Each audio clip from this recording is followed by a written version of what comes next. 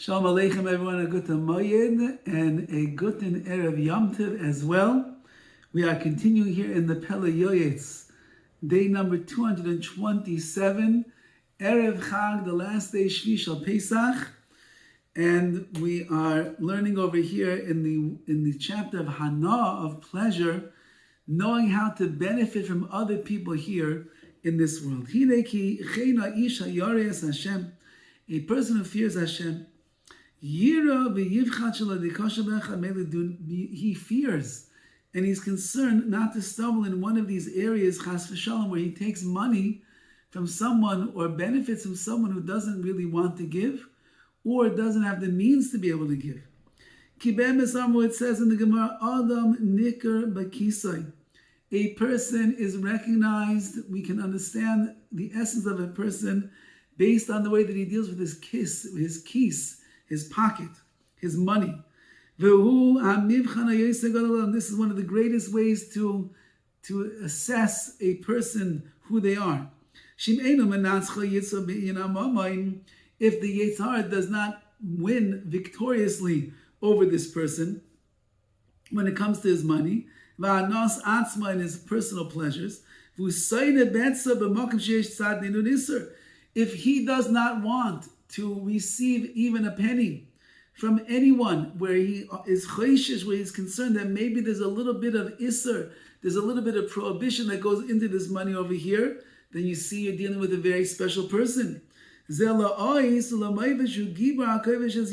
is a sign, and a wondrous sign, that this person is a gibra, he's a very strong person, and he's been kovish, he subdued his Yetzer Hara, meaning normally he's saying a person will do whatever they can to amass some kind of money for themselves, and they'll take from other people if need be. But someone who's concerned that maybe the person doesn't really want to give, or maybe the person doesn't have money to be able to give, so I can't take the money. I don't want to benefit from that. So even though I need the money, I need the funds for myself, I have to provide for my family, it shows a loftiness of spirit of the person that he's in control of the Yetzer Hara of money, and the Yetzer Hara of money is not in control of him. And someone who fears sin the way that he should,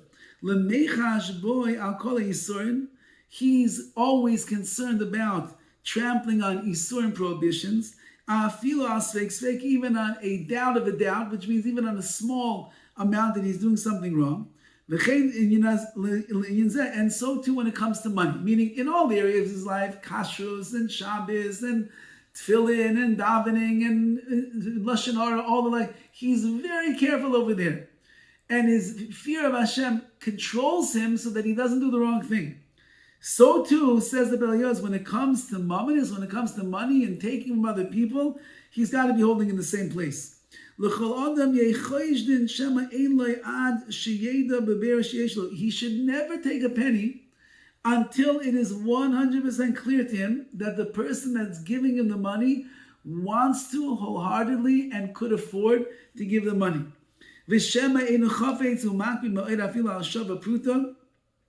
But maybe that person is not, and maybe that person doesn't really want to give, and he's actually very makpid, he's very particular even about one penny.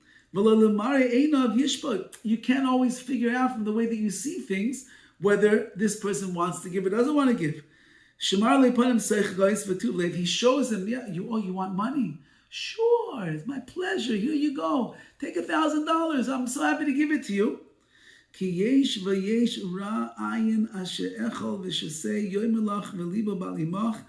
But really his eye is evil, which means he really has a negative look on this, and he doesn't really want to give away. And even though he's saying all these words, yes, take, his lave, his heart is not with him, and therefore it's almost as if you're taking the money away from him against his will. Says the Pele Yoetz, you got to be very, very careful. And you have to be suspicious of everything to make sure that the money that you are receiving is coming to you believe shalom with a complete heart. It's terrible for a person to eat the bread that comes with the stingy eye. It says in the Zayah, fascinating words. Better that a person should choke himself Than to eat bread that came with a bad eye, which means you took money from a person, you took bread from a person who really did not want to give you. You would have been better off choking yourself and not living than to take money and to take food and sustenance in that way. Therefore, do not derive benefit from anybody else until it is as clear to you as the sun. Bli shum safek, without any doubt at all. Ki belev shalem u'noise, and the person that you're getting from is giving belev shalom, a complete heart. And therefore, this is going to be a very tricky thing. The Pele Yoetz is going to have to speak about. How do you know? How do you know that the person who's giving you wants to give completely? How would you ever know such a thing? And therefore, he writes, someone has to go and collect money in the outskirts of town, in different cities. He's collecting tzedakah for himself. He has no choice. That's what he needs to do for his family. So this is the way that he should go. This is the proper way to do it. So that you'll know the person that's giving is giving with the whole heart. You could tell over your woes and your pain and your suffering, what you're going through, to the people that you meet. And then tell them, my brothers, Chanuni, Chanuni, have mercy on me, have mercy on me. Kematnas yerchem, whatever the gift of your hands are, which means whatever you could afford. Whatever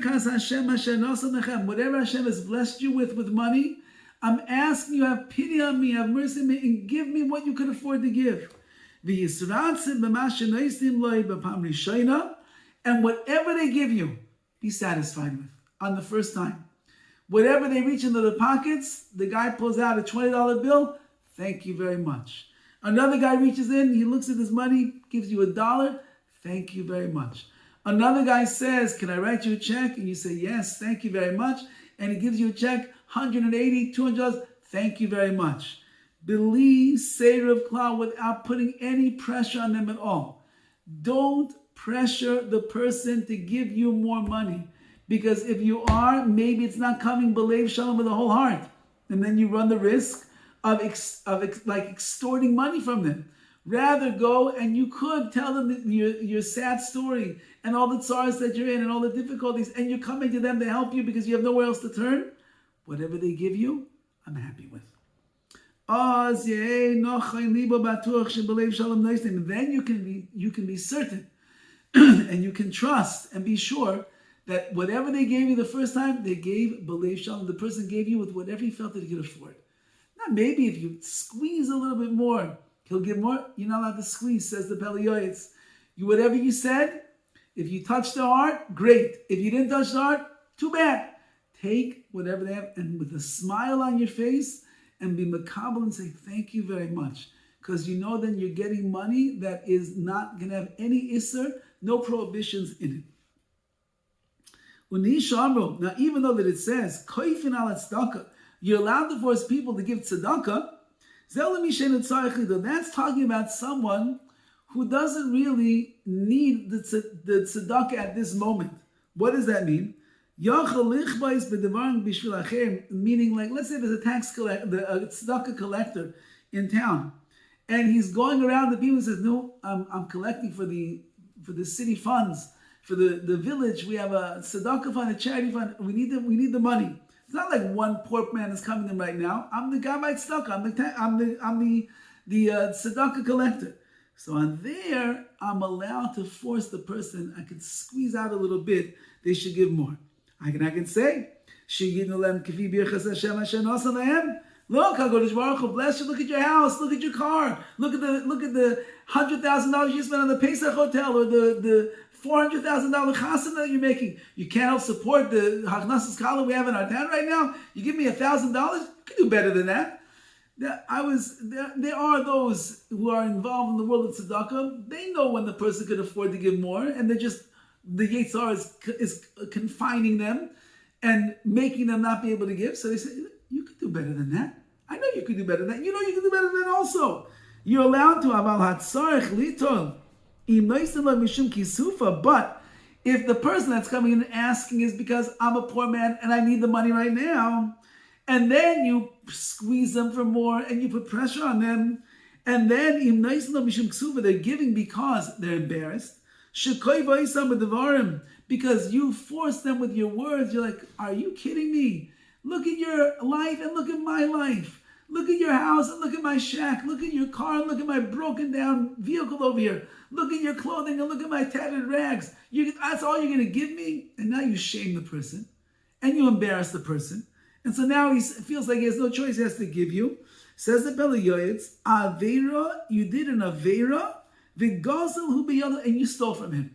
And that's what we're saying over here. You can't force a person to give more than they want to give. Thank you so much. Whatever the person give, thank you so much. I really appreciate your chesed and your kindness. However,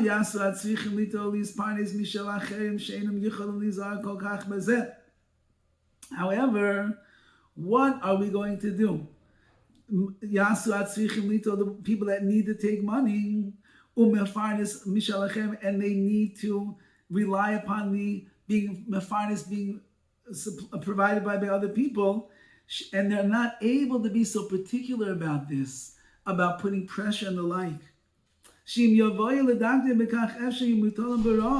Because they said, look, I don't have such great amun and bitachon the way that you do. I can't live like that. If I need $1,000 and this guy only gives me $200, I'm going to tell him, you need to give me more. I'm afraid. Because I'm afraid that what? Maybe I'm going to remain hungry. And my kids won't have what they need. Now, if you don't have the foundations of amun and bitachon, says the Pele Yoetz, to be able to survive the asking people for money and just accepting whatever they give you the first time, because that's, they did it believe Shem with the whole heart, and there's no thievery in anything there, and you will never put pressure on them. If you can't do that, then, says the Pele Yoetz, go get a job. Go get a job and work, Yegias Kapecha, make money so that you can survive. If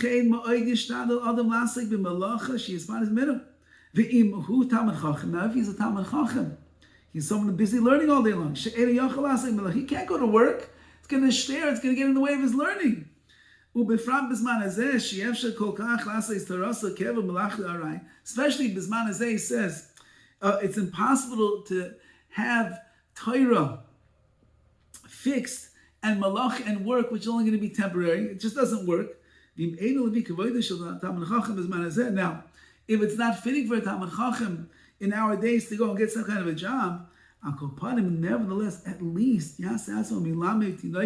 become a Rebbe for children, bischar, and get paid. A Chazan HaKnesses, or be the Gabbai, the Shamish of the Shul,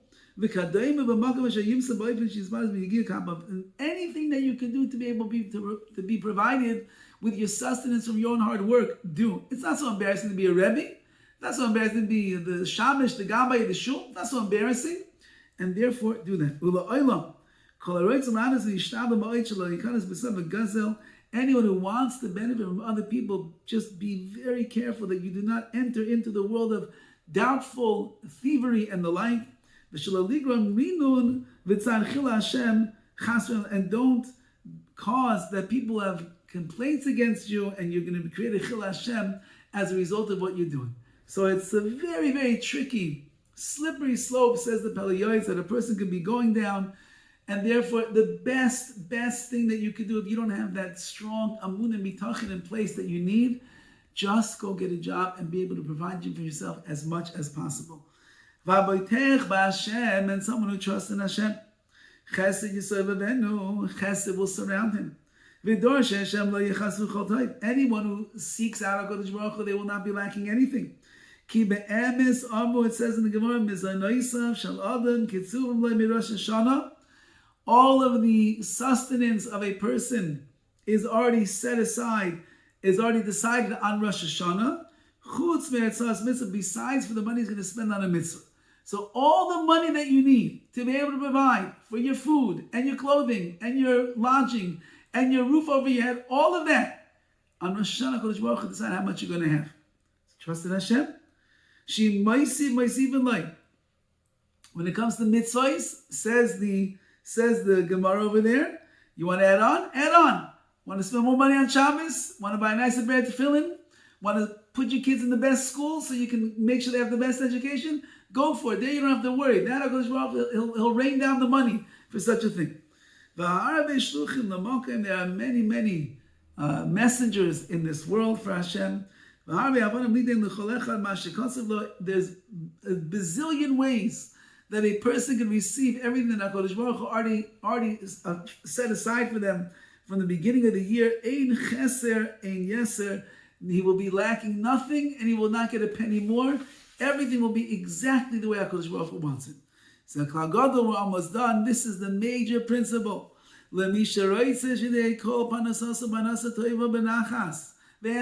wants that their parnasa, their livelihood comes in a good way, in a peaceful way, in a way of heter, where it's permissible. These ideas that we're saying should be between your eyes constantly.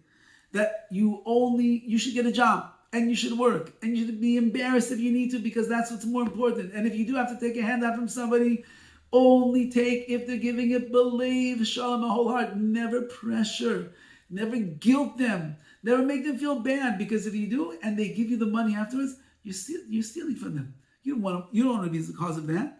Then you live a life of tranquility, of peace. You'll find grace and good intelligence in the eyes of Hashem and men and mankind. Go be careful, be particular about this midah, and you'll find this is like the elixir of life. Everything is there. Bitachon, amuna. I work to make my money. If I'm going to take anything from anybody else, I'm certain that it's only because they're doing it b'leiv shalom. I would never want to take something from somebody if they're feeling forced into it. Ashrei enosh yaseh, as fortunate is the one who does such a thing. Uben adam yachzik ba, a person should be machzik, hold on to it tight like this. Ashrei ba'olam hazeh, fortunate are you going to be in this world. V'toiv lach, v'toiv l'olam haba, and good will be to you in the world to come. So, has become the Shvi Shal Pesach, which is, we know that Kasher Parnasasan Shal Adam Kekris Yamsuv, the parnasa of a person is as difficult as splitting the sea. Now, it was not hard to split the sea for HaKadosh Baruch Hu. It was easy as pie, like that. You can split the sea. But we needed Amunah, and we needed Bitachon, and we had to go to a higher level in order that Hashem would split the sea on our behalf.